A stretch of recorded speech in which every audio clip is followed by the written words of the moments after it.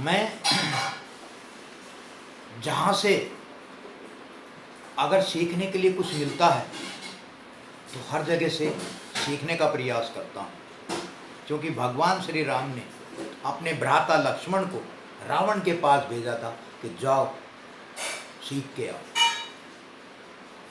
तो जहाँ बुराई है वहाँ अच्छाई भी है, और जहाँ अच्छाई है वहाँ बुराई भी है। दोनों एक दूसरे से अलग नहीं है।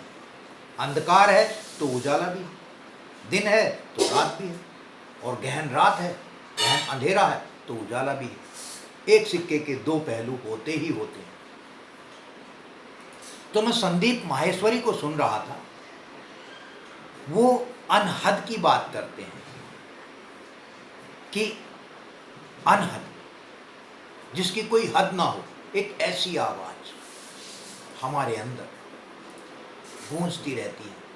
उसको ध्यान से सुनने का प्रयास करें तो कानों को बंद करने के लिए ऐसा बोलते हैं।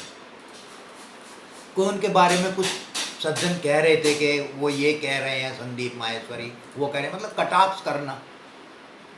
अरे कोई व्यक्ति आज के दौर में साधना के पथ पर बढ़ रहा है, साधना की बात कर रहा है, उसके लिए तो तालियां होनी चाहिए कि भाई बहुत सुंदर बात।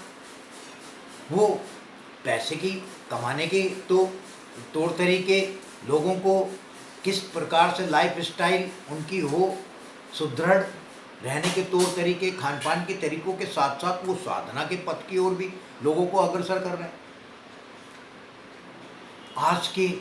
आज का जो मानव है, जो पाश्चात्य संस्कृति की ओर उन्मुख है, जिसने हमारी भारतीय संस्कृति और सभ्यता को मटिया मेट करके रख दिया, आज के नौजवान फिर हमें उस पथ की ओर अगर मोड़ने का प्रयास कर रहे हैं तो उनके लिए तो क्लैपिंग होनी चाहिए, तालियां होनी चाहिए। तो संदीप माहेश्वरी का वीडियो में सुनता हूँ, बहुत सुंदर, बहुत अच्छा लगता है। दिल की बात करता है बंदा, दिल में सीधे जाके लगती है। परंतु मेन मुद्दा है उस अनहद के साथ साथ और क्या है।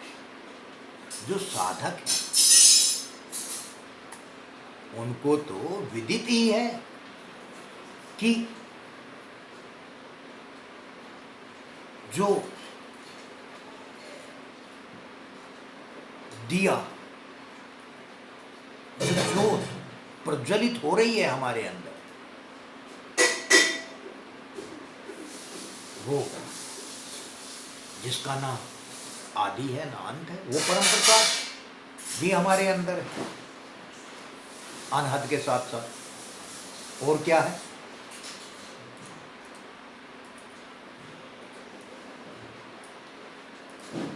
अमृत, अमर, अमृत का कुआं।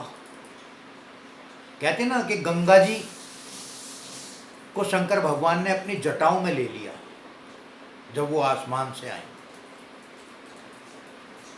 नहीं तो वो सब कुछ बहा ले जाती। शंकर भगवान ने उसको झेला।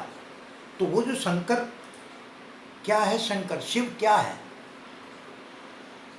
अरे हम ही शिव हैं, हम ही शंकर हैं। जिस दिन हमारे अंदर से वो ई निकल गया, शिव में से ई निकाल दो तो क्या रहता है? शव। तो जब ये शव रह जाएगा कुछ नहीं कर पाएंगे। आज वो ई है, ईश्वर है, तो हम ही शिव हैं। और हमारी जो जटा है ना, यहाँ यहीं वो अमृत का कुआं है, और वहाँ से टप टप टप टप टप टप करके वो अमृत का झरना बूंद बूंद करके झरता है। और धीरे धीरे जब वो गंगा रेगिस्तानों में इधर उधर जाती है तो नदी, नाले, गंदगी सब में वो पानी, अच्छा पानी फिर सड़ने भी लगता है। इसी प्रकार हमारे अंदर से जो वो अमृत झर रहा है, वो नीचे बलगम, खून, मूत्र काहे काहे में मिल जाता है। परंतु उस बूंद को जो जहाँ से वो टपक रहा है, अगर उसका आचमन करना सीख लिया, सीख क्या लिया, आपको तो मालूम है, आपके मास्टर ने दिया है। कितना अमृत पान करते हैं।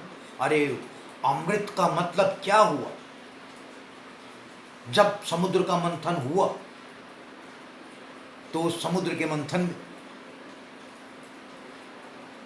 वो अमृत भी निकला, विष भी निकला। विष को शिव पी गए और अमृत को देवताओं को मिला। परंतु राक्षस ने भी पिया तो क्या हुआ? धड़ काटने के बाद भी वो अमर है आदमी। राहु और केतु दो हिस्से हो गए ना उसके। तो वो अमृत, इसके अंदर भी 7 समुद्र हैं, इसका भी मंथन होगा जब आप साधना करेंगे। साधना करने से जो मंथन होता है उसके पश्चात वो अमृत जब प्रकट होता है और जब उसका आचमन करते हैं तो एक तेज सारे शरीर के अंदर झलकने लगता है और अमृत को मनुष्य प्राप्त कर सकता है। उस परम प्रकाश में स्वयं को प्रकाशित कर सकता है। वो जो हमारे श्वासों की डोर को चला रही है शक्ति, जो जिसने सूरज और चांद को चला रही है, जो सारे तारों ब्रह्मांड को चला रही है, जो नदियों को, जो हवा को, जो जंगलों को, सबके अंदर जो जीवन का संचार कर रही है, वही शक्ति मेरे अंदर भी मुझे जीवन प्रदान कर रही है, मेरी सांसों को चला रही है। और वो प्राप्त होने के पश्चात वो 4 क्रियाएं मिलने के पश्चात भी हम क्या कर रहे हैं?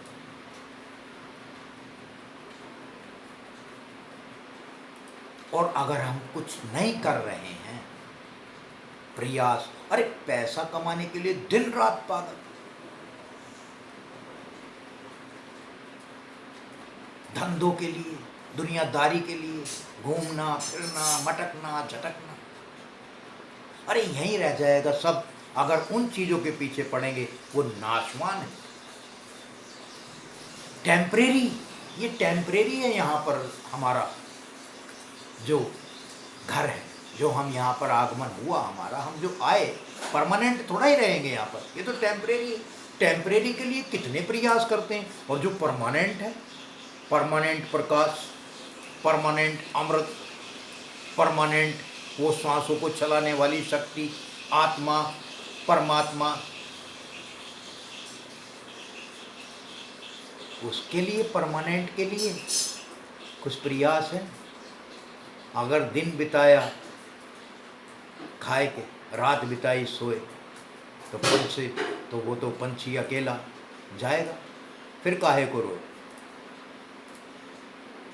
अब जागने की बारी है। तो जो भी अनुयायी हैं, जो भी भक्त हैं, उनके लिए एक अवसर है कि ये समय स्वर्णिम है। ऐसा एक विकराल समय आ रहा है। अभी शांति दिखाई दे रही है ना चारों ओर, अभी है अपने आप को साधने का मौका।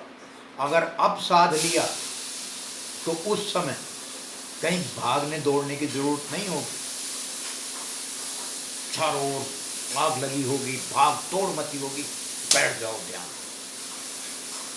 और बस जो सारे संसार का संचालन करता है, जब उसके साथ नाता वास्तव में जुड़ता है, वास्तव में जुड़ना चाहिए, बातों में नहीं, कल्पनाओं में नहीं। अगर जुड़ गया तो फिर क्या भागना, कहाँ जाना है? होने दो, मिटता है मिटने दो, बनता है बनने दो। मैं तो था, मैं तो हूँ, मैं तो रहूँगा उसके साथ, फिर चिंता की क्या बात। तो भाई साधकों, भक्तों, करने का समय है। कथनी मीठी खांड सी, करनी विष की लोय, और कथनी छाड़ करनी करे तो विष से अमृत हो। विष लगता है साधना में बैठना, लोग झपकी लेते हैं, अरे जो अमृत का पान हो रहा हो, अमृत का पान हो रहा है और नींद आ जाए, जो श्वासों का संचालन कर रही है वो शक्ति, अगर उसका ध्यान कर रहे हो तो निद्रा आ जाएगी। कहीं ना कहीं तो झोल है, कहीं ना कहीं तो पेच फंसा हुआ है, उसको टाइट करना है और फिर अपने आप ही ब्राइट हो जाएगा सब। तो आज इतना ही, बढ़िए इस मार्ग पर। कहा है कि आप जपे औरों को जपावे, नानक निश्चय मुक्ति पावे। इसलिए हमारा प्रयास है कि भाई एक संगत, चूंकि अब आने वाला समय साधकों का ही होगा, संत महात्माओं का ही होगा। वैज्ञानिक, डॉक्टर, इंजीनियर सब फेल होने जा रहे हैं, कोई कुछ नहीं कर पाएगा इस दुनिया में। ये सब छिन्न भिन्न हो जाएगा, परंतु जो साधक होंगे वही पथ प्रदर्शक होंगे। संपूर्ण मानवता को, पूरी दुनिया को रास्ता बताने वाले साधक ही होंगे और लोग उनके आगे पीछे पागलों के समान फिरेंगे कि मुझे रास्ता बताओ, मुझे वो तरीका बताओ, मैं भी वो शांति चाहता हूँ। ऐसी क्रांति होगी, ऐसी क्रांति होगी और ऐसी शांति भी होगी, ऐसी शांति होगी कि कुछ भी हो परम आनंद। तो भाई अपनी है अरदास, वीडियो के माध्यम से कर रहे हैं प्रयास, बाकी आपके हाथ। नमस्कार, फिर होगी मुलाकात।